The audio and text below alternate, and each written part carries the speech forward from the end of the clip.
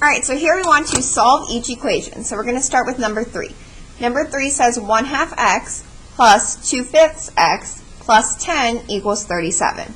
So what we're going to do first here is we notice that these x's have fractional coefficients. So that means the number that is being multiplied by the x is a fraction. What we're going to do first is we're going to combine like terms. So we're going to use our calculator to figure out what 1/2 x plus 2/5 x is. So on the calculator, you can use Desmos or an actual calculator. We're going to go 1 ABC, that's the fraction button, 2 for 1/2, plus 2 ABC 5 for 2/5. And we get that that is 9 over 10. So we know we have 9 over 10. Oh, this pen does not work very well. X. I need to get another marker. Pause.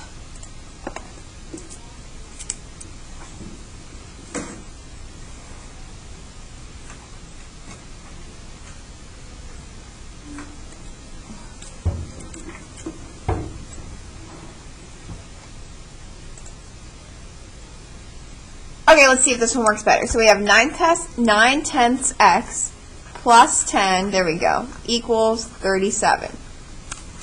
Alright, now what we want to do is we want to move this 10 over. So we're not going to touch this fraction until we only have x terms on the left-hand side. So we're going to subtract 10 from both sides of the equal sign.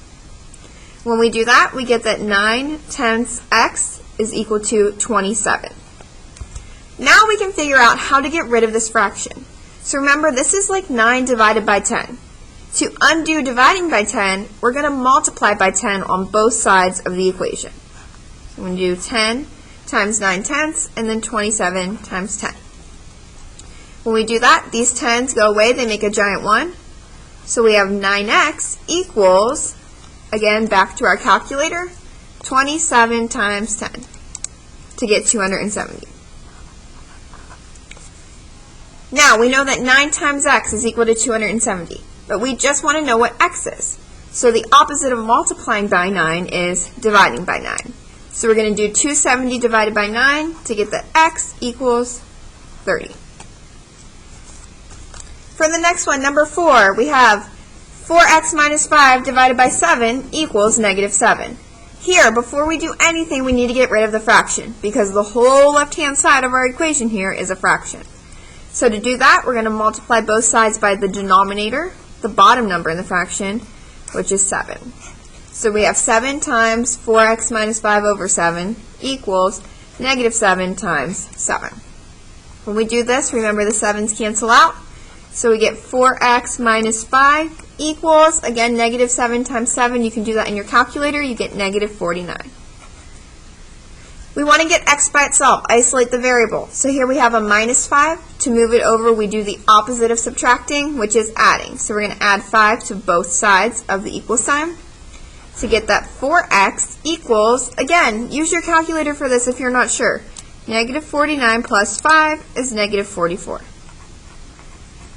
Now, we have 4 times x, we just want x. So we need to divide both sides by 4. Because remember, the inverse of multiplying is dividing. So we're going to divide by 4 on both sides. I'm running out of room. These 4's make a giant 1. So we have 1x, which we could just say is x, equals -44 divided by 4. That's -11. And that's our final answer.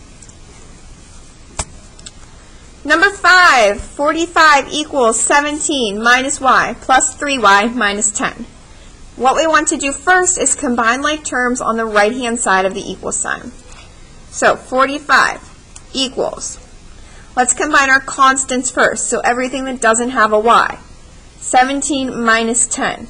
If you're not sure what that is, use your calculator or Desmos. 17 minus 10, that is 7. So 45 equals 7, and now we need to do -1y plus 3y. So again, the calculator can help you. -1 plus 3. Oh, look, we have plus 2y.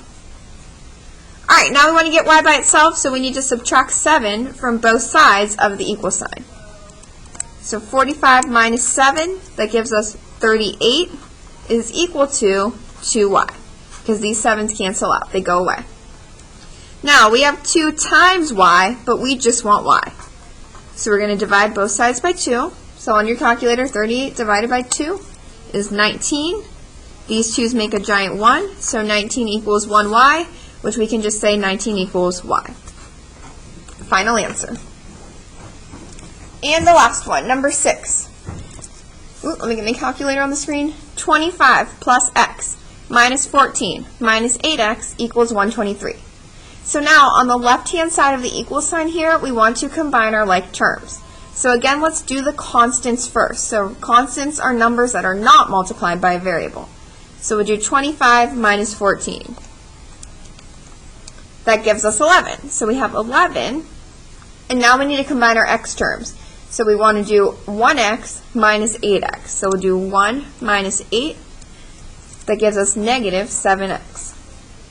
So 11 minus 7x equals 123. We want to get x by itself. So this 11 over here, it's a positive 11. To move it over, we're going to subtract 11 from both sides. We do that, these 11's cancel out. We get negative 7x equals, on our calculators, we have to do 123 minus 11 to get 112. Now, this is negative 7 times x. The inverse of multiplying by negative 7 is dividing by negative 7. So we're going to divide by negative 7 on both sides. Over here we get a giant 1, so x equals negative 16. And that's our final answer.